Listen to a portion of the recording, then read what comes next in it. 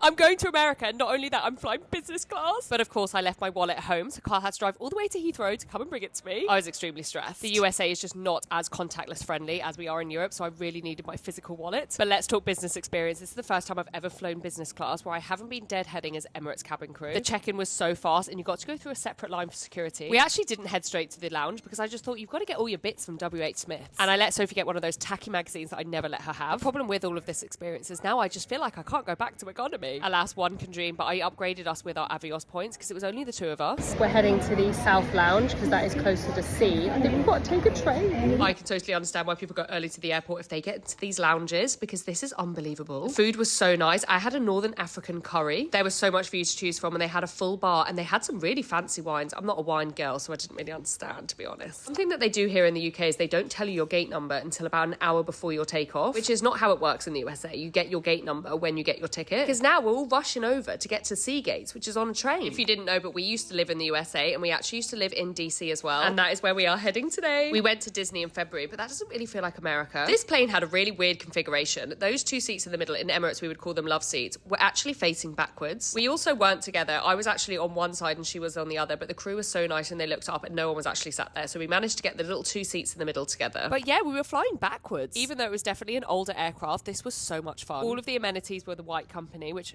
obviously is gorgeous. No plasticky eye masks. That was like real material. There was this little storage by our feet where we put all of our snacks. I'm not going to say no to a glass of bubbles. Did have to crack open a cheeky Red Bull because we needed to stay awake this whole flight. After takeoff, this partition went straight up because we were flying backwards. The other person was flying forwards, so we were essentially just staring into each other's eyes. Who the actual fire truck is watching Final Destination on an airplane? I love me a hot towel. They used to do these in economy in Emirates, but I don't think they actually do that anymore. The food was actually superior. I love me some airplane food. I don't know if that's because I used to be cabin crew, but just loves it. Another thing that was quite interesting about these seats is this is where you put your feet. As someone who has never flown business class, this was so exciting. I have never been so rested on an airplane. Problem is, how does anyone go back to economy now? In the UK, it's about 1 a.m. and Sophie stayed awake the whole flight. Girlfriend didn't want to miss anything in business class.